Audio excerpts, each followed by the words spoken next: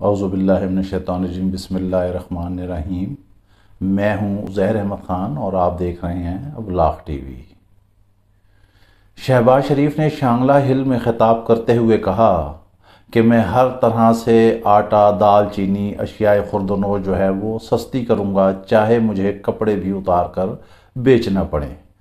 بہت جذباتی تقریر کرتے ہیں، انہیں پتہ ہی نہیں چلتا کہ 1855 اور 57 اور پھر علامہ اقبال کا شعر وہ پڑھ دیتے ہیں کہ کب علامہ اقبال پیدا ہوئے اور کب جنگ آزادی ہوئی۔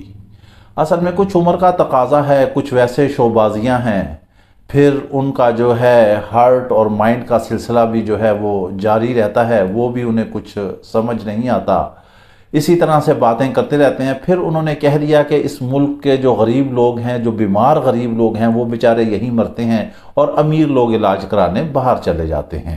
جی ہاں، وہ امیر لوگ کون ہیں؟ وہ امیر لوگ یہی ہیں جو اپنے منہ سے خود ہی اللہ تعالیٰ ان کے منہ سے سچ اگلوا رہا ہے۔ ان کے گلے میں تکلیف ہو، کوئی ہینیس بیماری ہو تو باہر چلے جاتے ہیں علاج کرانے کے لیے۔ نواز شریف بیمار ہیں، وہ بہانہ مار کے ان کے پلیٹلیٹس ڈاؤن ہوئے، وہ باہر چلے گئے۔ بھائی کی حکومت آ گئی اور ابھی تک وہ واپس نہ آئے اور نہ ہی انہوں نے واپس آنا ہے۔ عجیب سیاست کا انداز اس وقت حکومت اپنا رہی ہے، حالانکہ حکومت کو جلسے نہیں کرنے چاہیے، لیکن حکومت بھی زبردوست لگی ہوئی ہے جلسے کرنے کے لیے ہر طرح سے، جیسے وہ اپوزیشن میں ہی ہے۔ مریم نواز تو کسی طرح ٹھہر ہی نہیں رہی ہیں اور لگ رہا ہے کہ انہوں نے شہباز شریف کی حکومت پر خودکش حملہ کرنے کا باقاعدہ طور پر پلان بنا لیا ہے، اور ایک دفعہ تو وہ حملہ کر بھی چکی ہیں۔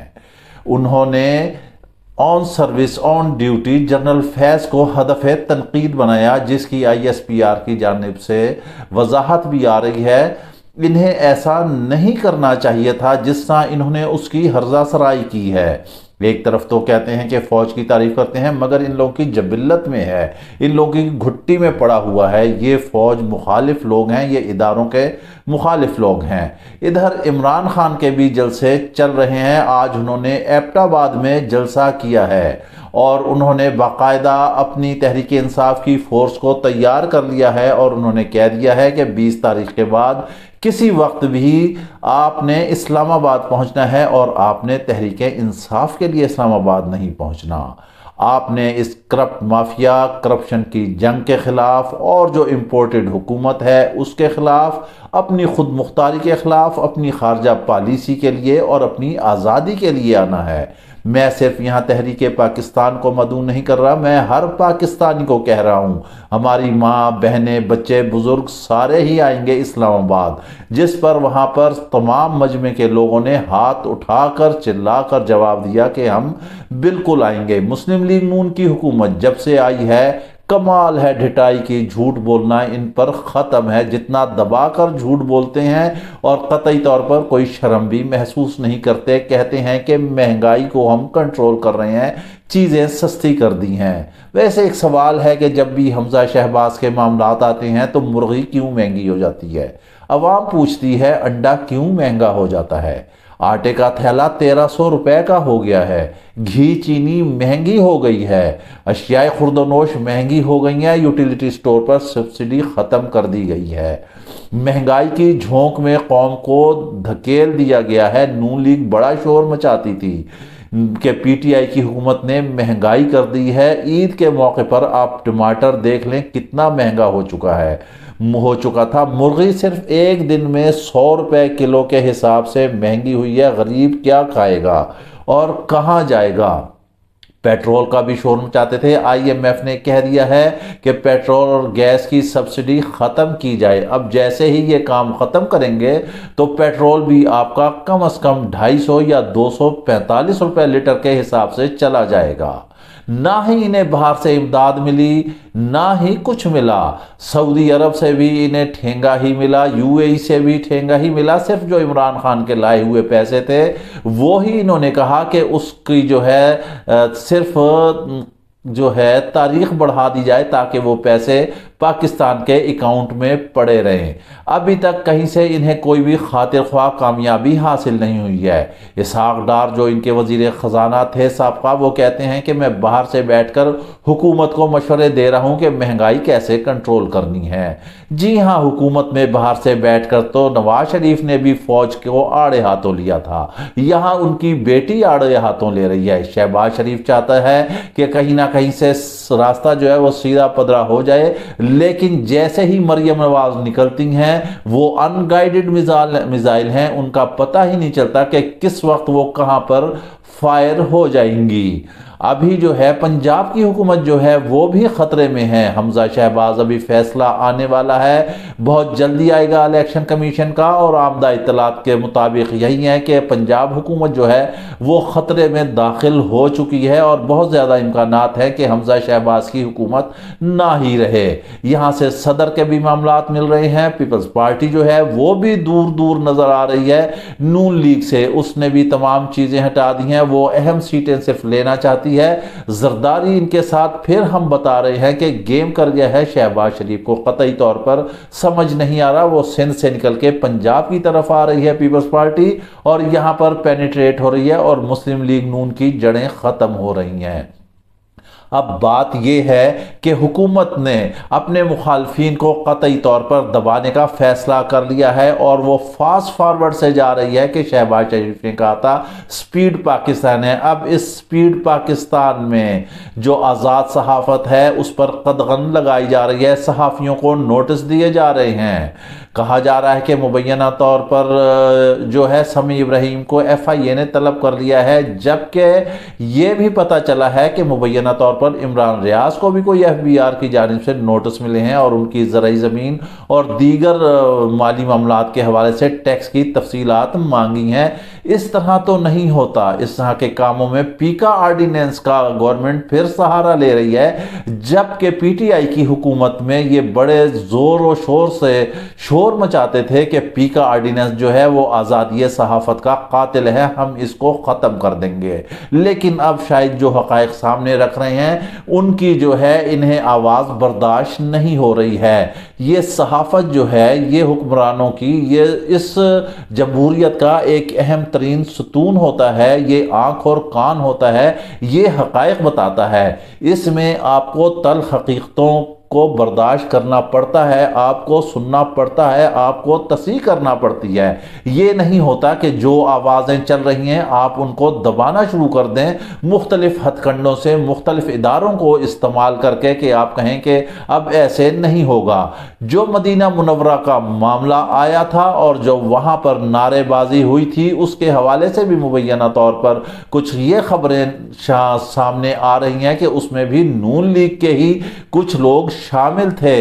اب وہاں پر انہیں رہا کرانے کے لیے باقاعدہ سعودی قونصل خانے سے کوششیں کی جا رہی ہیں کہ انہیں رہا کر دیا جائے۔ دو اہم ترین آدمی گرفتار ہوئے ہیں جنہوں نے اصل میں اکسایا تھا وہاں پر، پھر اس کے بعد جب ایک دفعہ آپ کسی چیز کو اکسا دیتے ہیں پھر تو نعرہ بازی تیزی سے شروع ہو جاتی ہے، لیکن سعودی حکومت ابھی تک انہیں چھوڑنے کے لیے تیار نہیں ہے۔ وہاں بھی حکومت کو سبکی اختیار کرنا پڑی۔ اب دیکھنا یہ ہے کہ وہ اتنی محترم پاک جگہ تھی جس کے لیے وہاں پر مسئلے ہوئے، یہاں پر پرچے کاٹے گئے۔ اب اگر وہاں پر ان کے بندے گرفتار ہوئے ہیں اور اگر یہ چیز ثابت ہو جاتی ہے کہ انہوں نے وہاں پر موجود زائرین کو اکسایا تھا، تو پھر کیا حکومت اپنے خلاف پرچے کاٹے گی؟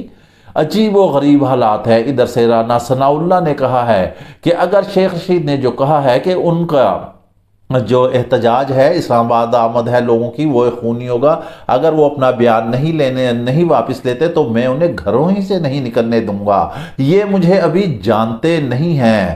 شاید رانا ثناء اللہ بھی اپنی حکومت کی تابوت میں آخری کھیل ٹھوکنے والے ہوں گے جس طرح کہ مریم نواز چل رہی ہیں۔ اس طرح سے جمہوریت میں معاملات نہیں چلتے۔ موجودہ حالات کا ویسے تقاضا یہ ہے کہ جتنی زیادہ حکومت چلے گی اتنی ہی حکومت زیادہ ذلیل اور خوار ہوگی، اور عمران خان جو ہے اس کا گراف بہت زیادہ بوسٹ ہوگا۔ اس وقت عمران خان کی جو پاپولیرٹی ہے وہ ہم تو یہ کہتے ہیں کہ صرف ملک میں نہیں ہے بلکہ وہ ساؤنڈ بیریئر توڑنے جا رہی ہے۔ ان کا آپ دیکھ لیں، کل امریکہ اور یورپ برطانیہ میں ایک خطاب ہوا سوشل میڈیا کے ذریعے، اس سے پہلے فیس بک پر ایک خطاب ہوا، پوری دنیا نے دیکھا، اور وہاں کے جو بھی خیالات ہیں وہ پوری دنیا کے سامنے ہیں۔ اس وقت وہ صرف ایک ٹرینڈ بات کرتے ہیں اور وہ ٹویٹر پر ٹرینڈ بن جاتی ہے۔ سوشل میڈیا پر ان کا کوئی مقابلہ نہیں ہے، وہ یہاں بیٹھتے ہیں، وہ یہاں کہتے ہیں، اور پوری دنیا میں ان کی آواز اٹھنا شروع ہو جاتی ہے۔ حکومت کو چاہیے کہ وہ مقابلہ کرے، جیسے جیسے تیل مہنگا ہوگا، پیٹرول مہنگا ہوگا، بجلی آلریڈی حکومت مہنگی کر چکی ہے، اشیاء خرد و نوش اور مہنگی ہوگی، عوام حکومت کے خلاف ہوتی چلی جائے گی۔ اس لحاظ سے دیکھا جائے تو عمران خان قسمت کا بڑا دھنی نکلا ہے۔ اگر 1.5 سال عمران خان کی حکومت رہ جاتی تو شاید کچھ اور رزلٹ ہوتے، لیکن اس حکومت نے عمران خان کی حکومت کو گرا کر اس کے گھوڑے میں پھر سے ایک نئی روح پھونک دی ہے، نئی جان پھونک دی ہے، اور عمران خان بہت تیزی سے فلائی کر رہا ہے۔ اور اب تو میں آپ کو بتاؤں، شاید آنے والے وقت میں وہ 2/3 میجارٹی سے بھی زیادہ پی ٹی آئی آگے نکل جائے گی، کیونکہ اب قوم جان چکی ہے، وہ دیکھ رہی ہے کہ ایک آدمی جو ملک اور قوم کی آزادی کے لیے بات کرتا ہے، جو اپنی ساورینٹی کے لیے بات کرتا ہے، جو اپنی پاک فوج کے لیے بات کرتا ہے، جو خارجہ پالیسی کے لیے بات کرتا ہے، جو امریکہ کی آنکھوں میں آنکھیں ڈال کر بات کرتا ہے، اس لیے انہی وجوہات کی وجہ سے اسے فالو کیا جا رہا ہے۔ اس کا بیانیہ جو ہے وہ کامیابی سے چل رہا ہے۔ حکومت کو اب چاہیے کہ وہ اس طرح کی دخل اندازیاں نہ کرے، اور جو اس کے خلاف اٹھنے والی آوازیں ہیں ان کے دبانے سے اسے کچھ بھی حاصل نہیں ہوگا۔ وہ مزید اور بلاسٹ ہوں گی اور ہوں گے۔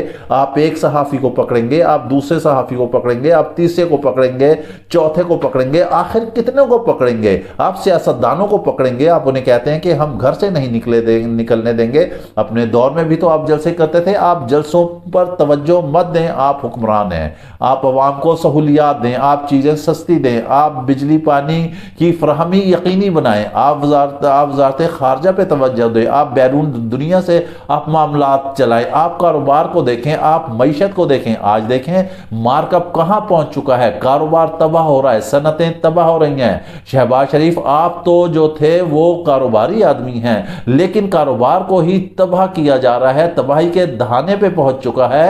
امپورٹ کو بند کر دیجئے، اپنے لوکل پروڈکشن کی جانب توجہ دیں تاکہ معاملات کنٹرول ہو سکیں۔ آپ ترکی کو دیکھ کر سبق حاصل کریں اور کسی کو فالو کریں۔ ذاتی مخاصمت اور ذاتی مخالفت سے کچھ بھی حاصل نہیں ہوتا، یہ کڑوا گھونٹ آپ کو بھرنا ہی پڑے گا۔ اگر نہیں حالات کنٹرول ہوتے تو پھر عمران خان کا مطالبہ ہی درست ہے کہ جائیں الیکشن میں جائیں اور عوام جسے چاہے ووٹ دے اس کو بٹھا دے، چاہے آپ ہی جیت جائیں، آپ ہی حکمرانی کریں، لیکن وہ عوام کا فیصلہ ہوگا۔ اس طرح آوازیں دبانے سے حکمرانی نہیں ہوتی۔ اس کے ساتھ ہی آپ ہمیں اجازت دیجئے، اپنا خیال رکھے گا، اور ساتھ ہی اپنے اس چینل کا بھی۔ اللہ حافظ۔